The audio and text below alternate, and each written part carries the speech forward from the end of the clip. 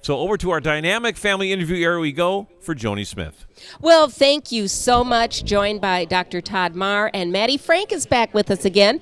And what I'm going to do is I'm going to just sit back and enjoy this conversation because Maddie is going to take over. She has a very special friend and a very special person in her life, Dr. Todd Mahr. Thank you, Doctor, for coming and being with us. While we were waiting for our interview to start, you said, oh, I got 12 minutes. I'm going to run upstairs and see a patient. Best at multitasking. Yes. Good job. All right, are you ready, honey? Okay, and Dave Kennedy is making his way over here from MeTV FM 102.7. He's coming down, and I think what we'll do, you want to start out with Dave, or do you want to do your conversation first? What would you like to do? I think we can start with Dave first, and then. Yeah, let's put Dave through the ringers. Oh, you got hot coffee. All right, so Dave is going to be putting on a vest, a machine that I use, which shakes the lungs. So it's like a vest you put over. You put air in your. Oh, got some collars. You put air on like the sides of it, and then there's tubes you connect to it, and then it shakes you, and then you turn the machine, and then like. He's off on your way, shaking your lungs. So you set him up. I'll talk a little bit. So this is what's called a vest or therapy vest. This actually does compressions on the vest for little kids. And what they used to have to do is they used to have to pound on the chest. And so the parents would pound on the chest, and that got to be a problem. And for older kids, you can't pound on your own chest. So the vest was developed. Actually, it was invented up in Minneapolis. And it now has a number of different manufacturers, but we wanted somebody to experience, not Maddie, and then we're going to hear you talk. So go ahead and hit it, Maddie. Well, I want to ask you a question first. How old is this technology then? It's been around about 20 years. 20 years? Yeah. So before that? Before that, they pounded on the chest with a little cup or their hands. Yeah. So they would lay the little babies across the lap, and they would put their head down, and they would pound on it. What you're trying to do is actually bring the mucus up. So CF is a disease of having increased thick mucus. So don't hurl on me. No, okay? I'm fine. All right, keep talking. I So it'll sound like you're talking into a fan because it's actually Hello. Hello. And Maddie's being really nice to you too. She's put it down kind of low. I usually start off with around like 10 to 14 hertz, and I have 11 for him. So you have 11 for me right now? Is that good? She kind of heard you were a weenie. She said he kind of looks like weak and weenie-ish. We'll start him low. Thanks for having the confidence in me. So, do your ABCs. A, B, C, D, E, F, G, H, I, J, K, L, M, N, O, P, Q, R, S, T, U, V, W, X, Y, and Z. Now I know my ABCs. Next time, won't you sing with me? All right, perfect. So, people who had cystic fibrosis, did they have to? Who would do the shaking then? When they went home, the parents would do it at home and be taught how. And then as the kids got older, they were resistant to it, or it was hard to do. And if Maddie, even a little bit older, she'll go off to college. How would she do it? Right. So the vest has been great, and they make them as a wrap too. So for the little babies, it's like a single wrap that goes around their chest. Mm-hmm. Okay. And so we use them in the hospital when people are hospitalized with chronic lung conditions other than CF. That also gets used because it helps clear up secretions. Right. So it'd be good if you had a cold. No, it doesn't hurt. You want to make it hurt? Yeah, Maddie, make it hurt. It doesn't hurt. Well, we're not going to make it hurt. It doesn't make it hurt. 15. But imagine 15? your day, like Maddie and other kids, when they're sick, the vest is 3 to 4 times a day. 3 to 4 times a day. And it's 20 minutes to 30 minutes. Really? And you can hear it. So now I'm going over the speed bumps. Yeah. Yeah, those are the rump rumps. The rump rumps? The Is that rump what they rumps call on it? the road. Yeah, the rump rumps. Does it tickle? No, not really. It doesn't hurt, but it doesn't tickle. He was going to drink hot coffee and see if he could swallow, but you don't I want think I could do that. No, you don't. Don't try reading a book. Not next to me. I'm sitting next to you. You're That's not doing true. That's true. Yeah, reading a book is kind of hard. I could get one of those bibs you put over like a poncho or something. And then the kids will take their nebulized medicine before, some during it. Or during it. It sure makes a racket too, doesn't it? Yeah, it does make a racket. It's hard. Wow. About 30 minutes. So 20 to 30 minutes, 3 to 4 times a day. When they're doing well, some people just do it once a day. I do it 2 times a day. Okay. It's kind she of says. almost a little relaxing after a while. Oh, he's going to fall asleep on us now. He'll take a nap anywhere. Especially when my relatives are on the couch, like my mom and dad, like I'll have it on like the highest thing, but then the whole couch shakes very gently. So it's like, oh, they're getting a massage while it's happening. It is kind of nice. It's not like heated or anything, is it? No, it's not. No, they It's don't make it heated. It'll get warmer. It'll get the more warm. you wear it. But. Okay. I'm doing pretty well here. But it can be a problem. Sometimes kids will have a port in to give IV access, and so we have to pad that area up above. Or, if you've fallen, you've been injured, you might have a little splinting going on. So it can be painful at times. Yeah. But you're healthy, and it's really doing a nice job. Yours actually should be a little bit tighter, but that's okay. You might want to take it off after like 6 minutes because you're going to be sore a bit afterwards too. If it's like your first time doing it. Yeah. So where am I going to be sore at? His toes. Your rib cage. Really? Okay. Honestly, your rib cage. If it's pressing really hard, then yeah. Yeah, it'll be your ribs. It'll be. You can also. There's another setting which how much pressure is in the vest too. Like if it goes up, it'll be tighter and tighter, and more it goes down. Well, I do have sort of a gut, so I mean it's kind of pressing on that. Okay.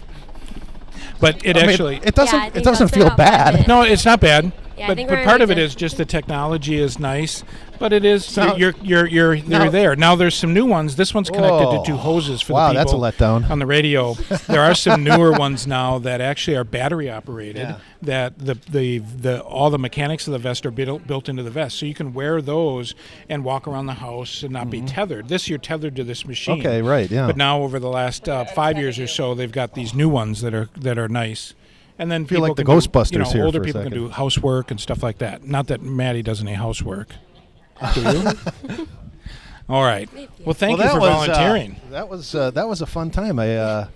Now, as a healthy person without cystic fibrosis, let's say, what would I? Am I supposed to actually eventually feel anything? No, you wouldn't. I mean, if you had if you had recently had bronchitis or a cold or something like that and had been coughing a little bit, you might be coughing more after this. Okay. You might be more productive. Your cough might be more mucousy, stuff like that. But if you're otherwise healthy, it's really not going to do much. It just shake your innards. Maddie, then when you put this on, how long does it take before you actually start coughing then? I'd say about 5 minutes or so. Because then it's it works its way out. Kind of the higher it gets, the more it goes throughout. So, and after the vest, I cough for about 15 more minutes, I'd say. Okay. So. You really want that to happen. Right, That's the purpose of it. And so the kids who kind of tell us, I don't cough, it doesn't bother me. It's like, okay, you've either adjusted your settings and you're not doing what you should be doing, or we've got to do something a little bit different, or the vest has to fit better. They get sized and everything like that. Maddie's happy. People are donating. Yeah. Well, that is keep calling, people. Keep calling. That is a very unique experience. I remember when I was in elementary school, I'd go, we bring it to my class for show and tell or something, and a few kids would try it out. And then I always found the most funny thing when I would start speaking and what you were doing before, and my voice would shake. So.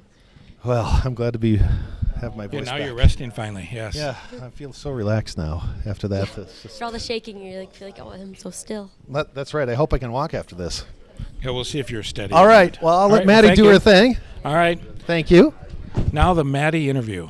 Oh, yeah. Drum roll. Oh, look at him. Yeah, he can hardly walk. So he walks away, nearly falling over. All right. So I am going to start with a few simple questions. Let's start off with something. How long have you been a peds doctor? All right. So I've been here 30 years this summer. 30 So, years? yep, I did pediatric residency here at Gunderson. Then I went to Northwestern University and did an allergy immunology fellowship and came back in 1989. Wow. So much longer than you've been alive, unfortunately. Yes. And have done CF care kind of about 5 years into it. So Got another call. the cowbells, yes, cowbells. Have you served a variety of patients, ages young and old? Or? Yep. So, I'm an allergist, immunologist. I'm not a pulmonologist. But the CF centers in Wisconsin, we have two of them, one in Madison, one in Milwaukee, that are the main centers. But then Madison has had affiliate centers in Marshfield, Green Bay, and La Crosse. So we help them so you as patients don't have to go all the way to Milwaukee or go to Madison, which is nice. Which is very nice because we live quite far. So I started doing that because we didn't have a pediatric pulmonologist, and I liked seeing the kids with lung disease. But I see asthmatics, I see people with food allergies and a variety of other things, and I see adults and kids, but more predominantly children. What's your favorite part about being a doctor, working in this kind of field? Well, when I was younger, I used to say I just like being around kids because I like kids and it's so much fun. Now I'm older, so I actually like seeing kids of kids. Okay, and sometimes see those like a grandpa doctor. Yeah, like Joni's daughter who came in. Treated our daughter Amy, and Amy was born in 1988, and she had allergies, and she came to see you probably the second or third year that you were here, and she was here today with our grandbaby Hayden Ann Hansen, and she'll be 2 next month. And luckily I don't have to see Hayden? No, Hayden doesn't have allergies, and probably Lucky got that from her daddy's side. No allergies on her daddy's side. But anyway, growing up, you're right. Yep. Growing up, seeing second generations. Second Just did that a few generations. minutes ago. Yeah. And then, while being a doctor, have you had any notable patients or some favorite patients, perhaps? Have I what? I didn't hear all that. Patients or favorite Any patients? adorable patients like notable patients Or or adorable and notable. Yeah, and she's batting her eyes at me going, oh, that would Maybe it might be me. And because of HIPAA, I can't tell you any other ones because that would be a violation. But since you brought it up, I can say, have I treated anybody famous like Taylor Swift? Maybe. I don't know. I can't tell you that. All right. Thank you, guys. What is your favorite part about Children's Miracle Network? Well, I started here with CMN way back when. I was a pediatric resident when CMN was started and participated in the first telethon back then that Gunderson had. And so CMN has been very near and dear to me. I went to Children's Memorial Hospital. It's now called Laurie Children's Hospital in Chicago, and they're a CMN hospital too, so stayed active with it. I just think it is so wonderful to have 100% of the funds raised here stay here. To me, that's why I donate. That's why I give. I do the monthly donation, and I have to buy paintings that patients do for Emerald Ball and other things like that. But I think it's because it stays locally, and it helps the kids, and I see it firsthand. I'm able to have children in the hospital or children in the clinic have special needs that may not be picked up by insurance, but are medically necessary, and we can always count on CMN hospitals to come through locally, and so that's just wonderful. Yeah, really amazing stuff that they do. How does CMN help you in your work? Well, it helps me because I know there's a fallback for some things. So there's like your vests are covered, but sometimes there's a copay, so CMN can help with that. We've got some other kids who have something called mastocytosis, and so they have a problem regulating their heat, and they need a cooling vest, and those aren't covered usually by insurance, but CMN has helped us get those for some of those children. So a variety of things like that, where I know basically we just have to fill out an application, talk to the right person, and usually we can get some assistance. Yeah, it's just really cool. So what do you think that people should know about Children's Miracle Network? Well, I think we're very unique here in our area in that we don't have Gunderson Medical Foundation absorbs the administrative costs for CMN hospitals working here at Gunderson. And so 100% of what people donate goes back to the programs, goes back to the kids. And that's all local. And that is just amazing. Where I've been at other places in the country, there's CMN hospitals, but a portion of it goes to administration and a portion goes to something else. And we basically here have for the years that CMN has been here, used it for patients and given it back, and I think that's very special. It's not paying for administration. It's not, doing things that it shouldn't do. It's for patient care, all aspects. All back to people. And then with that vest that we just had, I should mention, is there any who's the smallest patient that you've had that's worn that vest? Well, they've done this one. People can see it looks like it's made for a American Girl doll, but they make them about age 9 months to a year. They can get in them, but before that, there's a little band. So it's basically just a wrap. It's called. So it has the inner workings, and it just wraps around the chest. So we can use that in some of the younger kids too. And it's nice for parents to be able to say, we have new patients born with CF and are able to say, for now we'll do chest PT, but as soon as we can graduate into getting a vest or getting a wrap, we'll do that, and it helps them out. And keeps them healthy as long as possible. And then when I was younger, too, they had, until around 2 or so?